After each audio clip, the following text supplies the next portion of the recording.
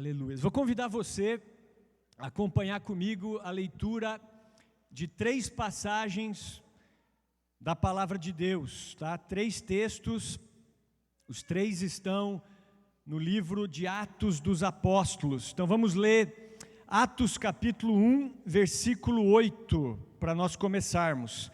Se você quiser acompanhar aqui no telão, Atos 1, 8, diz assim: vocês receberão poder quando o Espírito Santo descer sobre vocês, e serão minhas testemunhas em toda parte, em Jerusalém, em toda a Judéia e Samaria, e nos lugares mais distantes da terra. Agora vamos para Atos 2, de 1 a 4, que é o cumprimento dessa palavra de Jesus. No dia de Pentecostes, todos estavam reunidos num só lugar. De repente veio do céu um som como de um poderoso vendaval e encheu a casa onde estavam sentados. Então surgiu algo semelhante a chamas ou línguas de fogo que pousaram sobre cada um deles. Todos ficaram cheios do Espírito Santo e começaram a falar em outras línguas, conforme o Espírito os habilitava. E agora vamos para Atos capítulo 2, de 16 a 21, que diz assim: pelo contrário, o que vocês estão vendo foi predito há tempos pelo profeta Joel. Nos últimos dias, disse Deus, derramarei meu espírito sobre todo tipo de pessoa. Seus filhos e suas filhas profetizarão, os jovens terão visões e os velhos terão sonhos. Naqueles dias derramarei meu espírito até mesmo sobre servos e servas, e eles profetizarão. E farei maravilhas em cima no céu, e sinais embaixo na terra, sangue e fogo e nuvens de fumaça. O sol se escurecerá, e a lua se tornará vermelha como sangue, antes que chegue o grande e glorioso dia do Senhor. Mas todo aquele que invocar o nome do Senhor será salvo. Amém, queridos? Bem, baseado nessas passagens que acabamos de ler, o tema da mensagem dessa manhã é batismo com o Espírito Santo. Amém, queridos? Então vamos falar sobre esse tema nessa manhã. Para você que não sabe, nesse mês agora de setembro, e acredito que nós vamos continuar em outubro também, nós estamos falando sobre a igreja do primeiro século, sobre a igreja de Atos dos Apóstolos, a igreja apostólica. E se você observar a igreja apostólica, você verá que essa igreja, ela começou debaixo do poder do Espírito Santo. Havia uma promessa de Jesus de que ele derramaria o Espírito Santo sobre a igreja, ele precisava ir aos céus e enviar o Espírito Santo. E a igreja começa nesse momento, em Atos capítulo 2, a partir do versículo 1, quando a promessa de Jesus se cumpre, quando a igreja primitiva, a igreja do primeiro século, é batizada com o Espírito Santo. Eram 120 discípulos nesse momento, eram os 11 discípulos de Jesus, porque Judas já havia se suicidado, mais um grupo de discípulos que Jesus havia deixado, todos eles estavam reunidos no local, quando de repente o Espírito Santo veio como um vento impetuoso, línguas de fogo, e eles passaram a falar em outras línguas, em outros idiomas, conforme o Espírito Santo os habilitava. Essa promessa já havia sido feita inclusive por João Batista. João Batista, que preparou o caminho para o ministério de Jesus, certa vez ele disse assim: eu vos batizo com água, mas virá alguém que é mais poderoso do que eu, tanto que não sou digno de desamarrar as correntes das suas sandálias.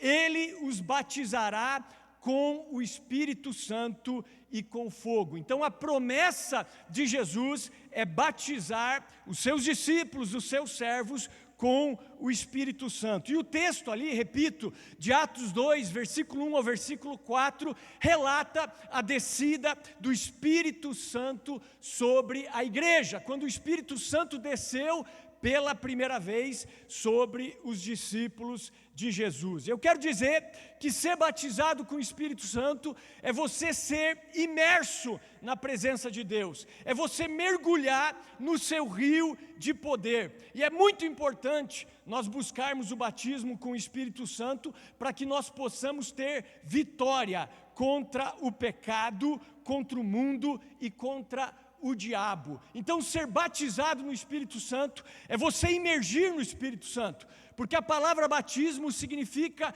imergir, mergulhar, submergir. Então é mais ou menos assim, irmãos. Eu aceitei Jesus.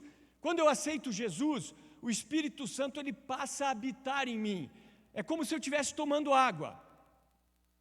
Tomei água, a água está em mim. O Espírito Santo está em mim, mas quando eu sou batizado no Espírito Santo, é como se eu mergulhasse num rio. Agora não é a água que está em mim, eu estou nesse rio. Inclusive Jesus disse, aquele que crer em mim, rios de águas vivas fluirão do seu interior, fluirão do seu ventre. Ele estava falando a respeito do Espírito Santo que seria derramado sobre os discípulos. Então, quando os discípulos, eles mergulharam nesse rio, eles foram dinamizados no poder de Deus. Aquilo que era difícil se tornou fácil. Não porque eles tinham poder, mas porque eles estavam debaixo do poder do Espírito Santo. Inclusive tem uma frase que eu gosto bastante, que diz que antes do Pentecoste, os discípulos achavam difícil fazer coisas fáceis. Depois do Pentecoste, eles achavam fácil fazer coisas difíceis. Aquele mesmo Pedro que negou Jesus 3 vezes, que ficou com medo de confessar Jesus, agora cheio do Espírito Santo, ele prega e 3.000 pessoas se convertem na sua primeira pregação. O cara era tão cheio do Espírito Santo que a Bíblia diz que eles levavam enfermos e colocavam os enfermos deitados nas ruas para que Pedro passasse e ao menos a sombra de Pedro passasse sobre os enfermos, e aonde a sombra de Pedro passava, os enfermos eram curados. Os lenços de Paulo, os aventais de Paulo eram levados sobre os endemoniados, sobre os enfermos, e quando os lenços e aventais de Paulo eram colocados sobre os enfermos e sobre os endemoniados, as pessoas eram curadas e as pessoas eram libertas. Tamanha a unção e o poder de Deus que esses homens experimentaram. Então, o meu objetivo aqui, nesta manhã, é que você que ainda não mergulhou nesse rio de poder, seja desafiado a isso, a mergulhar nesse rio de poder. E você que está vivendo uma vida fria, uma vida apática, uma vida morna, que você reavive o dom de Deus que está em você. Porque o dom do Espírito Santo, o poder do Espírito Santo, ele pode se apagar na nossa vida. Paulo diz, não extingais o Espírito Santo. Então muitas vezes nós estamos apáticos, indiferentes, flertando com o pecado, flertando com o mundo, e aí o Espírito Santo se apaga na nossa vida. É por isso, irmão, que muitas vezes as coisas de Deus se tornam peso para o cristão. Vir na igreja é peso, orar é peso, ler a Bíblia é peso. Claro, o Espírito Santo se apagou na sua vida. Então nós precisamos mergulhar nesse rio de poder. Quem me dera fosses frio ou quente, mas porque é morno, diz o Senhor, porque és morno, estou a ponto de vomitar-te da minha boca. E queridos, a experiência do batismo no Espírito Santo é para todos aqueles que creem. Não era uma dádiva especial para os apóstolos ali do primeiro século, não, é algo para todos aqueles que creem. E aqui nós vemos que a primeira evidência de que esses homens foram cheios do Espírito Santo é que eles começaram a falar em outras línguas. Agora um detalhe aqui, eu quero abrir um parênteses. Essa língua aqui que eles falaram, quando eles foram cheios do Espírito Santo, era um idioma, tá, irmãos? Era um idioma, eles estavam falando idiomas conhecidos das pessoas que estavam ali em Jerusalém. Haviam pessoas de vários lugares do mundo ali naquela festa, na festa de Pentecostes, e eles começaram a falar na língua daquelas pessoas, e as pessoas ouviam na sua própria língua as grandezas de Deus. É como se eu estivesse orando aqui, e de repente eu começo a falar um alemão fluente. Eu não sei falar alemão, mas eu começo a falar um alemão fluente. E sei lá, meu pai, que conhece de alemão, entende alemão, fala um pouco de alemão, ele recebe essa mensagem diretamente para ele. Então foi esse tipo de experiência que eles tiveram, falando em outras línguas. Mas nós sabemos também que existe uma língua, que é uma língua desconhecida de homens, desconhecida quando nós falamos, e essa língua é para a nossa edificação pessoal. Isso está em 1 Coríntios, capítulo 14, do versículo 2 ao versículo 4. Olha só, quando Paulo está falando ali a respeito dos dons, ele vai falar de uma língua que é desconhecida dos homens.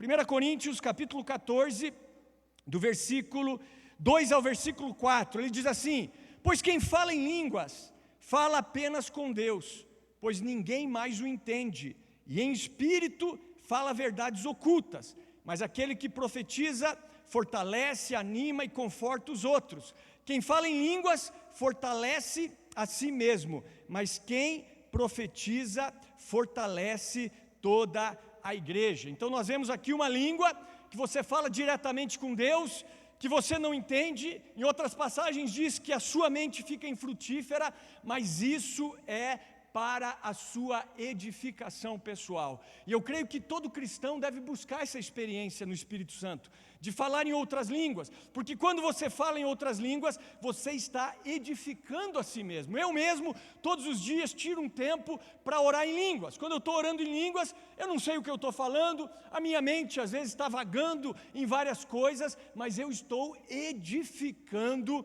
o meu espírito. E aí eu queria dar aqui o meu testemunho pessoal de como isso aconteceu na minha vida. Eu me converti, queridos, em 1997. Tinha 17 anos para 18 anos, num retiro de Páscoa aqui da nossa igreja. Ali eu aceitei Jesus. E a partir dali, eu comecei a buscar a Deus, eu comecei a ter ali as minhas experiências com Deus. E em 98, eu tive uma atitude de rendição total ao Senhor. Eu lembro que um dia no meu quarto orando, eu me rendi completamente a Deus, sem nenhuma reserva. Eu tinha um ídolo no meu coração, que era o sonho de ser um profissional, um jogador profissional de futebol. Já jogava há cerca de 4 anos na base do Curitiba, e um dia eu falei: Senhor, se o Senhor não quer que eu seja jogador de futebol, eu renuncio, me coloco aqui à tua disposição, seja feita a tua vontade, sou 100% teu. A partir dali minha vida mudou. E eu me lembro que em 98, num retiro de carnaval aqui da igreja também, no momento de oração eu me senti cheio do Espírito Santo. Inclusive naquele momento eu não consegui ficar de pé, e a partir dali a fome por Deus aumentou, a fome pela palavra aumentou, a vitória sobre o mundo, sobre o pecado, sobre as tentações, foram fáceis de ser vencidas. Aqueles pecados que às vezes eu lutava para vencer, agora eu não precisava mais fazer força, porque não é por força, não é por violência, é pelo meu espírito, diz o Senhor dos Exércitos. E eu comecei a ter um fenômeno. Eu dobrava o joelho para orar, vinha uma língua estranha na minha mente, pequenas palavras estranhas, enfim, que eu não compreendia. E chegou um dia que eu comecei a colocar aquilo para fora, e eu comecei a falar, e aos poucos foram vindo mais linguagens, e a partir dali eu comecei a falar em línguas. Ou seja, quem fala em línguas é você, irmão.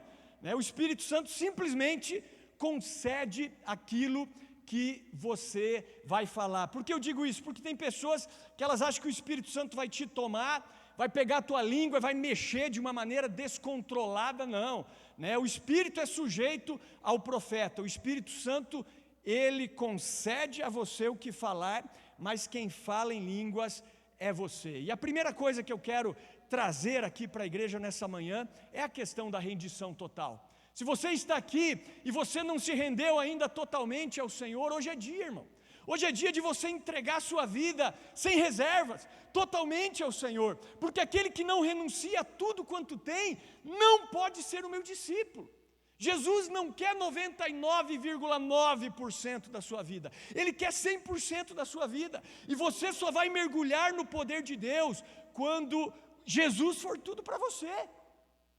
E aí sim você vai experimentar coisas poderosas em Deus. Então, como nós recebemos o dom do Espírito Santo? Nós recebemos através da rendição total. Nós recebemos também pela fé no poder de Deus. Nós precisamos crer. Se eu estou falando isso aqui nessa manhã e você está aí, não acredito nisso que o pastor está falando, isso é balela, isso é conto de fadas. Então, claro que você não vai receber, né? Porque só recebe aquele que crê. A vida cristã é uma vida de fé. Olha só o que diz Marcos, capítulo 16, versículo 17. Marcos, capítulo 16, versículo 17. Diz assim: e estes sinais acompanharão os que crerem. Em meu nome expulsarão demônios, falarão em novas línguas. Amém? E a continuidade ainda diz: pegarão em serpentes, e se tomarem alguma coisa mortífera, não lhes causará dano algum. Então a promessa é para aqueles que crerem. Um outro detalhe aqui é o arrependimento, né? Então Atos capítulo 2, versículo 38, diz que o dom do Espírito Santo vai ser derramado sobre aqueles que se arrependem. Olha só, Pedro respondeu: vocês devem se arrepender para perdão de seus pecados, e cada um deve ser batizado em nome de Jesus Cristo.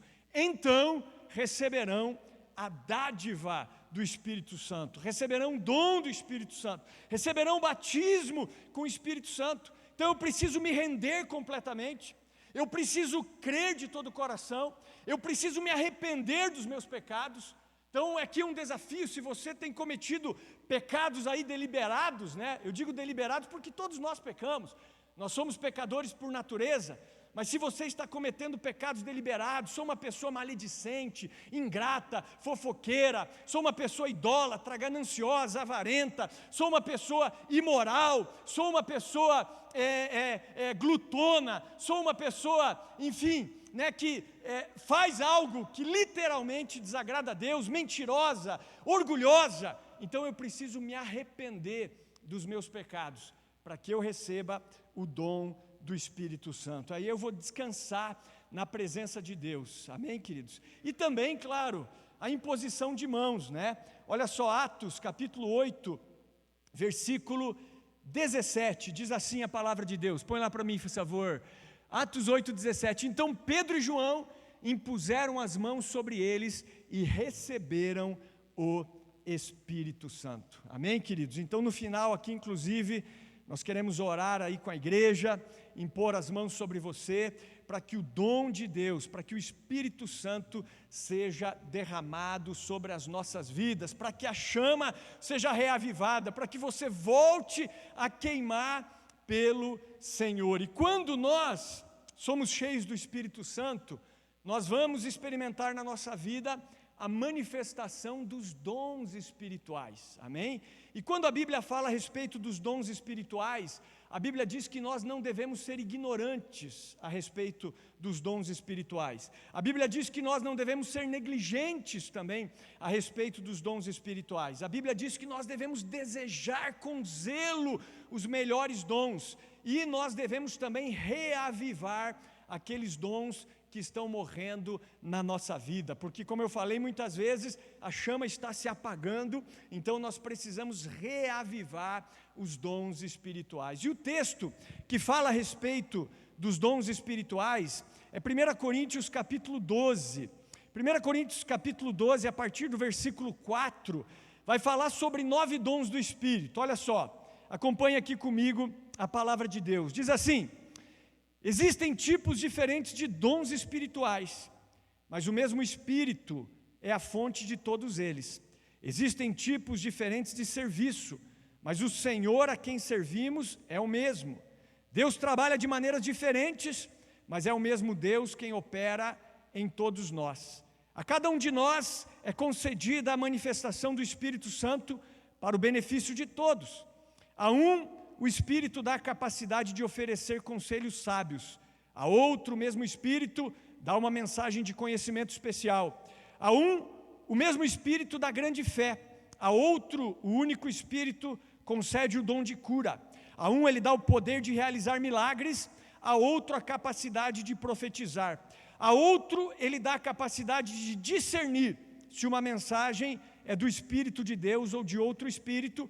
A outro ainda dá a capacidade de falar em diferentes línguas, enquanto a outro dá a capacidade de interpretar o que está sendo dito. Amém? Então aqui nós vemos 9 dons espirituais. Eu quero dizer que os dons espirituais, eles são como ferramentas nas nossas mãos, irmãos. Se nós quisermos trabalhar para Deus de uma maneira eficaz, nós precisamos buscar o dom espiritual. Porque, veja só, a igreja primitiva, ela teve tanto sucesso, por quê? Porque aqueles caras, eles eram cheios do Espírito Santo. Cheios do Espírito Santo. E muitas vezes daí advém o nosso fracasso. Nós estamos tentando fazer a obra de Deus da nossa maneira. Nós estamos tentando fazer aquilo que é espiritual, de maneira humana, de maneira carnal. E não vai dar certo. Então, por isso que eu digo que os dons espirituais são como ferramentas, né? Então, por exemplo, eu gosto de cortar grama, de fazer o jardim na minha casa, né? Queria ter mais tempo até para isso. Mas eu consigo, assim, fazer o serviço de uma maneira adequada, né? Digamos, de uma maneira excelente, porque eu tenho ferramenta, né? Então, o quintal é grande, 10 por 50. Então, eu tenho lá uma roçadeira de 2.000 watts, eu tenho uma podadeira elétrica, eu tenho um soprador de folhas, né? Enfim, né? Então tudo isso me ajuda a fazer o trabalho com mais qualidade e com menos esforço. Agora imagine se eu tivesse só uma enxada, irmão.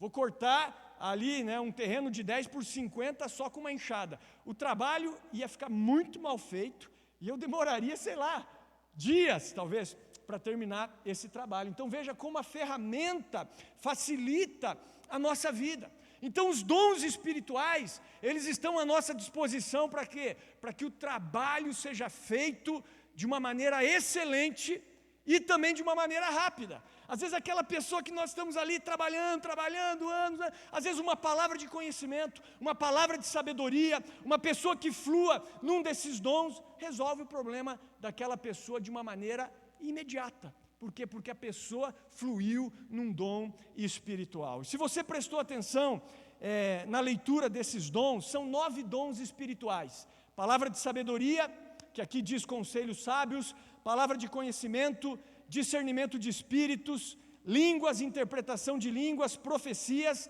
fé, cura e milagres. Então são 9 dons, os dons espirituais. E esses 9 dons, eles são divididos em 3 grupos: os dons de revelação, os dons de expressão e os dons de poder. Então os 3 primeiros dons são os dons de revelação: palavra de sabedoria, palavra de conhecimento e discernimento de espíritos. O que é isso, pastor Peter? Então vou falar para vocês, olha só.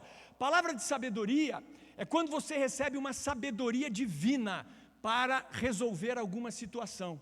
Muitas vezes nós estamos tentando resolver alguma situação, na nossa força não dá certo, você recebe sabedoria de Deus para resolver aquela situação. Às vezes com uma palavra você resolve aquela situação. É uma habilidade dada por Deus de maneira sobrenatural. Quer ver alguns exemplos bíblicos a respeito disso?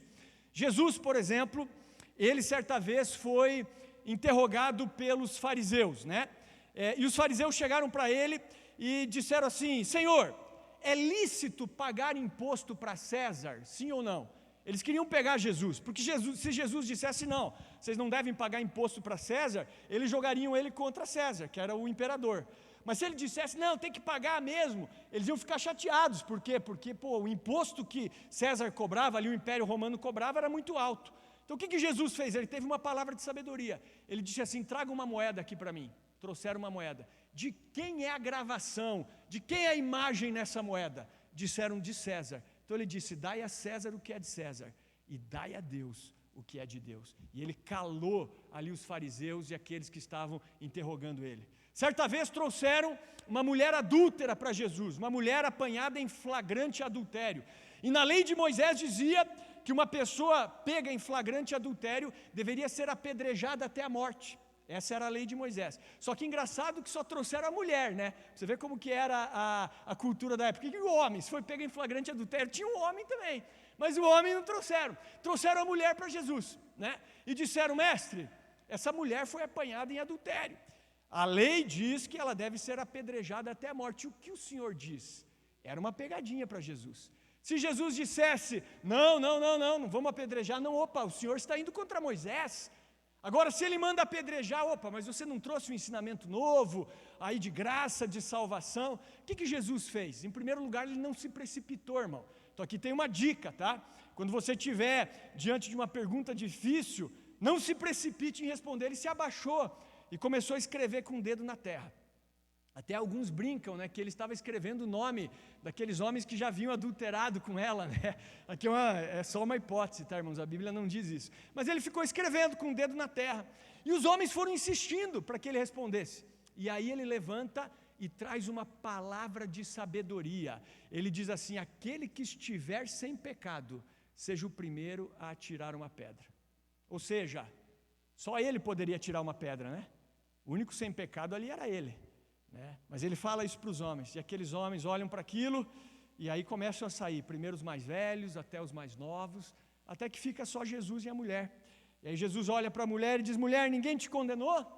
Não, Senhor, ninguém me condenou, então nem eu te condeno, vai e não peques mais, amém? Jesus não passou a mão no pecado dela não, tá, irmão? Não é isso que eu estou dizendo, mas Jesus perdoou aquela mulher. A gente vê aqui que ele teve o quê? Uma palavra de sabedoria.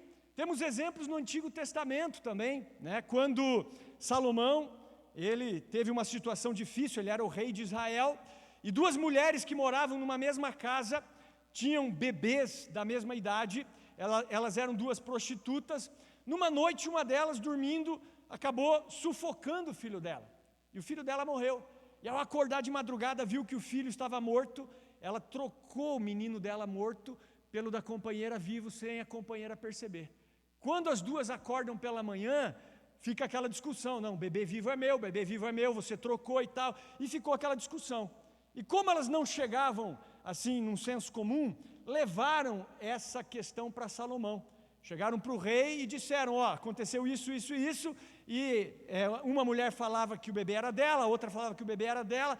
E Salomão olhou e disse assim: ah, tá, então você disse que o vivo é teu, você disse que o vivo é teu. Então faz o seguinte, chamou um servo dele e falou: ó, pega uma espada, corta o bebê vivo no meio, dá metade para cada uma e está tudo certo. Nesse momento, né, a mãe verdadeira disse: não, deixa o bebê vivo, prefiro o bebê vivo nas mãos da minha companheira. E a outra disse: pode cortar o bebê no meio. Ali Salomão discerniu: o bebê vivo é dessa mulher aqui, porque ela quer que o bebê permaneça vivo. Então ali ele teve sabedoria para resolver essa situação. Então aqui nós vemos o dom de palavra de sabedoria na Bíblia. Esse é o primeiro dom de revelação. Então quantos problemas poderiam ser resolvidos na nossa vida se nós fôssemos cheios do Espírito Santo e fluíssemos no dom de palavra de sabedoria. Também temos a palavra de conhecimento, que é quando a pessoa recebe o conhecimento de algo que seria impossível ela saber humanamente falando, né? Então, por exemplo, vamos ver na Bíblia o dom de palavra de conhecimento. Lembra quando Jesus estava à beira de um poço, ali em Samaria, naquela região de Sicar, e aí veio uma mulher samaritana tirar água, e Jesus começa uma conversa com a mulher: dá-me um pouco de beber. Aí a mulher diz: como tu sendo judeu me pede de beber a mim que sou mulher samaritana? E aí eles começam uma conversa, né? Se tu conheceras o dom de Deus, e quem é que te pede dar-me de beber, tu lhe pedirias e ele te daria a água da vida. E aí a mulher: mas como? O senhor não tem balde, como é que o senhor vai tirar? E aí eles vão conversando. Chega uma altura que Jesus diz assim: vai, chama o teu marido e vem cá. Aí ela disse assim: eu não tenho marido. Aí vem a palavra de conhecimento. Jesus diz assim: você disse bem que não tem marido, porque você já teve 5 maridos, e o homem que agora você tem não é teu marido. Isso você disse com verdade. Nessa hora a mulher: vejo que és profeta. Por quê? Porque Jesus revelou algo da vida dela que seria impossível ele revelar. Ele não conhecia a mulher. Foi o primeiro contato que ele teve com a mulher. É como Ananias e Safira, né? Quando ali na igreja primitiva as pessoas elas eram muito generosas, vendiam propriedades, bens, traziam dinheiro, depositavam aos pés dos apóstolos, e os apóstolos distribuíam a cada um conforme a sua necessidade. E aí Ananias e Safira, um casal de discípulos, vendeu um terreno, pegou metade do dinheiro e trouxe esse dinheiro para os apóstolos, Ananias, né, no caso. Só que ele trouxe o dinheiro como se fosse todo o dinheiro do terreno. Não teria problema nenhum ele vender o terreno, ficar com metade, o dinheiro era dele, e trazer a outra metade para os apóstolos, e dizer: olha, que eu quero doar aqui para a igreja a metade do dinheiro do terreno. Mas eles trouxeram a metade do dinheiro dizendo que era tudo, Por quê? Porque eles queriam ser bem vistos pela comunidade evangélica, pelos irmãos da igreja, né? Olha como eu sou generoso. Quando Ananias, né? Porque ele estava sozinho, quando ele traz aquele dinheiro, Pedro fala assim: por que você mentiu ao Espírito Santo? O terreno não era teu? O dinheiro não estava na tua mão? Né? Por que você fez isso, cara, mentir para o Espírito Santo, trazendo metade do dinheiro dizendo que é todo? Você não mentiu para homens, você mentiu para Deus. Sabe o que aconteceu? Era tanto poder de Deus, irmãos, que o cara morreu na hora, cara. Ananias morreu, cara. Né? A gente até brinca que se Deus agisse hoje como agia nos dias de Ananias e Safira, toda a igreja ia precisar de um necrotério no porão, né? Ia ter velório todo fim de semana na igreja, né? Aí o que aconteceu? Passou um tempo, Ananias, né, já tinha morrido, já tinha sido sepultado, chegou Safira. Ela não sabia que o marido dela tinha morrido.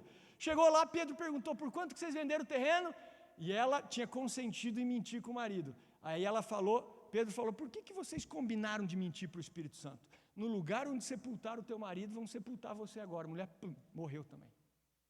No mesmo dia, os dois morreram por mentirem ao Espírito Santo. Então veja aqui, o problema não foi dar metade do dinheiro, você dá quanto você quiser.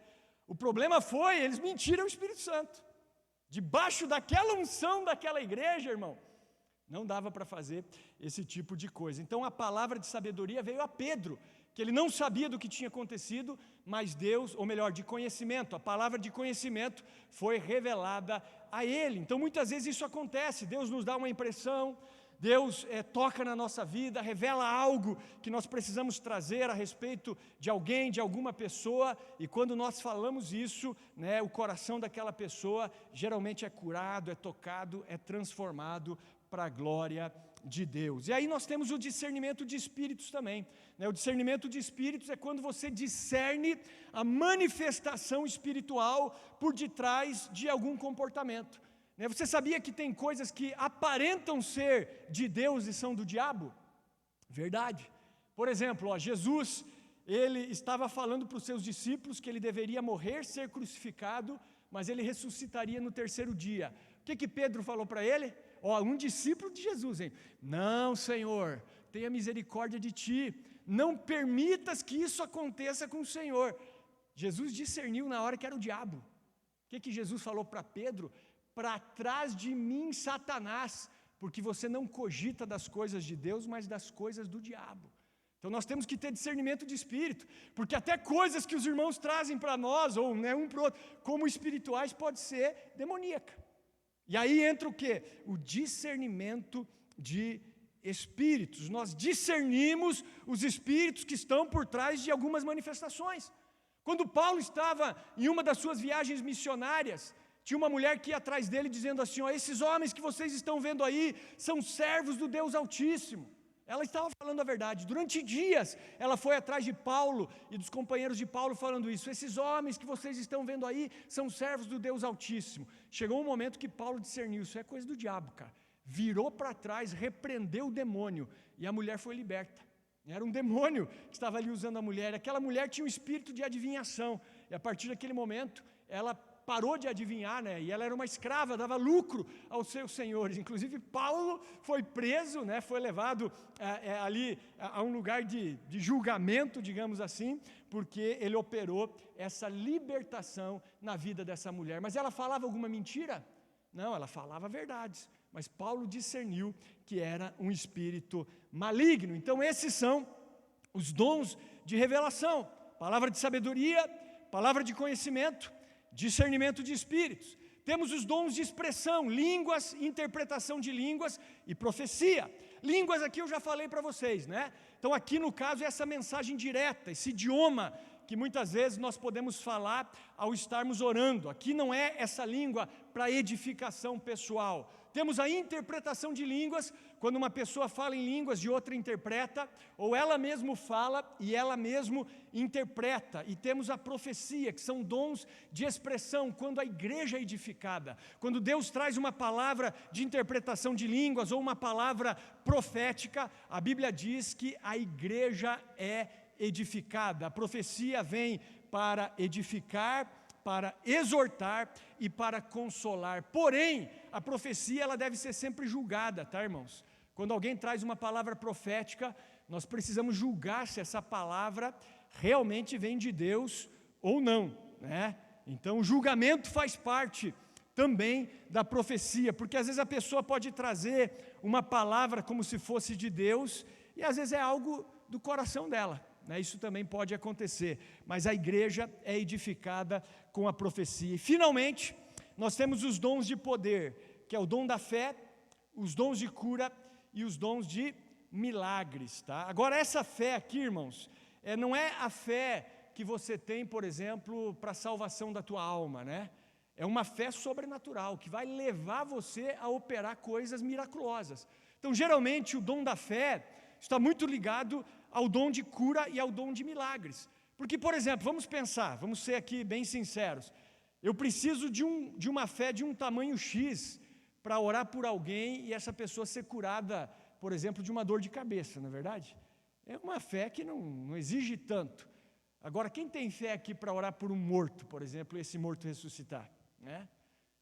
Jesus teve, né? Inclusive ele orou por um morto de 4 dias, Lázaro, né?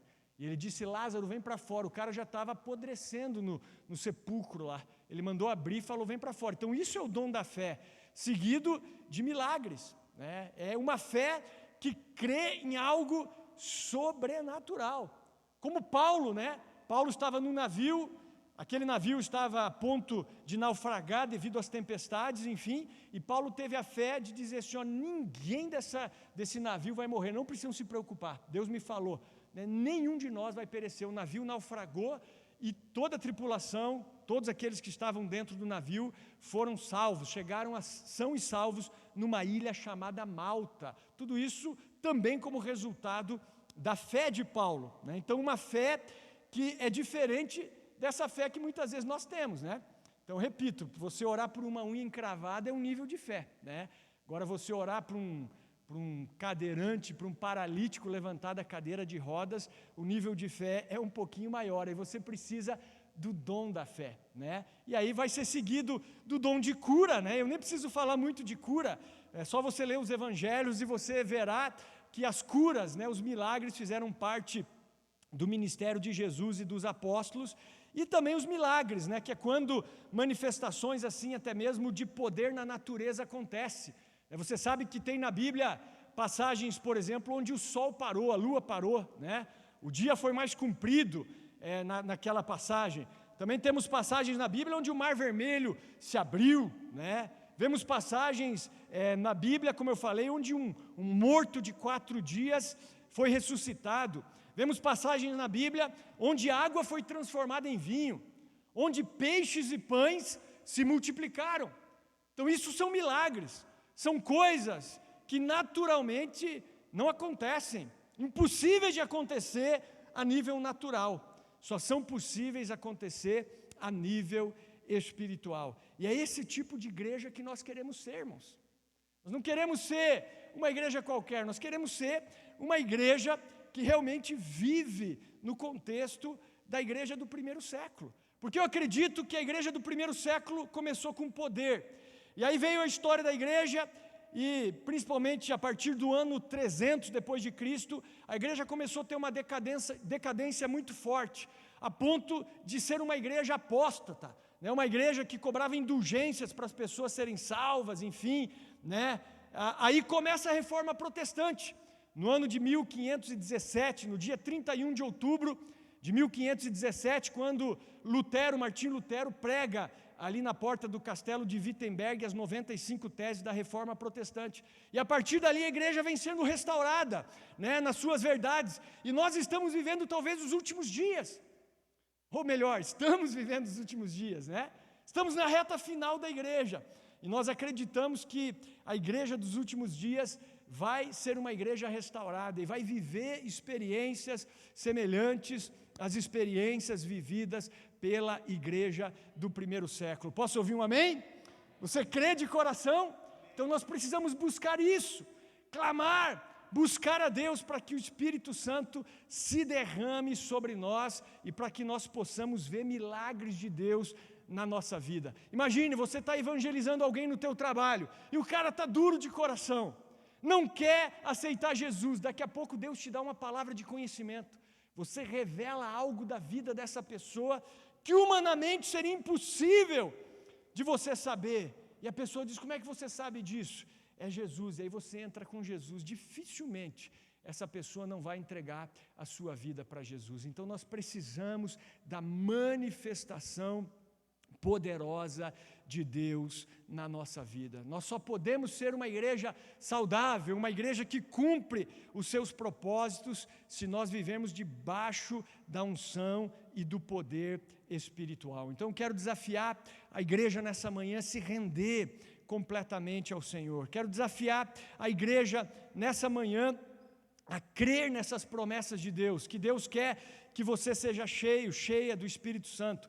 Quero desafiar a igreja nessa manhã a se arrepender. Precisamos nos arrepender dos nossos pecados, os pecados que temos cometido por palavras, por pensamentos, por ações. Precisamos descansar nas promessas de Deus, pedir que o Senhor nos abençoe. Esqueci desse detalhe, né? A Bíblia diz assim, que pai que se o filho pedir pão, vai dar pedra, ou se pedir água, vai dar uma serpente, por exemplo. Se vós sendo pecadores, vós sendo maus, dão boas dádivas a vossos filhos, quanto mais o vosso Pai Celestial dará o Espírito Santo àqueles que lhes pedirem. Então nós precisamos pedir, nós precisamos clamar, e nós também vamos aqui nessa manhã impor as mãos sobre a igreja para que nós venhamos a receber do Espírito Santo, amém? O Espírito Santo vai nos convencer do pecado, da justiça, do juízo, vai nos consolar. O Espírito Santo, Ele promete não nos abandonar, Ele promete nos dar vida, e nós queremos fluir nesse rio, amém? Nós queremos mergulhar nesse rio, não queremos fazer a nossa vontade aqui na nossa igreja, queremos mergulhar no rio de Deus, para que o rio nos leve na direção que o Espírito Santo deseja. Glória a Deus por isso. Vamos ficar de pé, quero chamar o louvor aqui à frente.